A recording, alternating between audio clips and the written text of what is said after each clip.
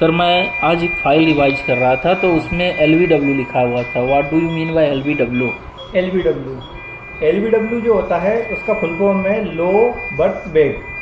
वो बच्चे जिनका वजन 2.5 किलो से कम है या प्री मैच्योरिटी में हुए हैं, या फिर वो बच्चे जो इंट्रा यूट्राइन ग्रोथ रिस्ट्रिकेशन IUGR जिसे अपन बोलते हैं, या अन्य कारणों से जिन बच्चों का वजन 2.5 किलो से कम रह जाता है, 2.5 kg से कम रह जाता है, उन बच्चों को अपन LBW बोलेंगे। और सर LBW के कुछ नुकसान भी होते होंगे? हाँ, LBW के नुकसान भी होते हैं। जैसे कि आप देखा जाओगे उसमें ना बच्चे में हाइपोग्लाइसेमिया होने के चांस बहुत बढ़ जाते हैं। वो बच्चे जैसे कि जो LBW होते हैं उनको शुगर लेवल कम होने के चांस बहुत ज़्यादा बढ़ जाते हैं। और एक रहता है हाइपोथर्मिया बोले तो ये होता है कि वो बच्चों में जो LBW बच्चे होते हैं जिनका वेट बर्थ के समय 2.5 किलो से कम होता है, उनका टेम्परेचर हमेशा बॉडी लो रहता है। और एक तरह का नुकसान ये होता है कि उसमें न्यूरोलॉजिकल प्रॉब्लम होने के चांस बहुत ज़्यादा बढ़ जाते हैं, क्योंकि वो बच्चे मेंटली बहुत कमज़ोर होते हैं। जब बच्चे कमज़ोर होते हैं तो उनका न्यूरोलॉजिकली उनका ग्रोथ नहीं हो पाती है ठीक से।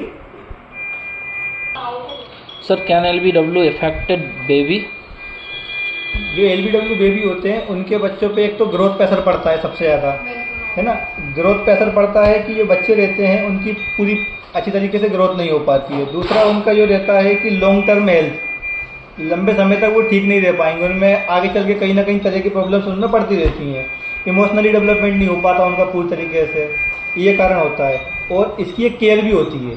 LBW जो बेबी होते हैं उनकी अपन केयर NICU एक जिसको बोलते हैं न्यूनेंटल इंसेंटिव केयर यूनिट, उसमें अपन उनकी केयर करते हैं। तो उसमें उसको कुछ थेरेपी दी जाती है।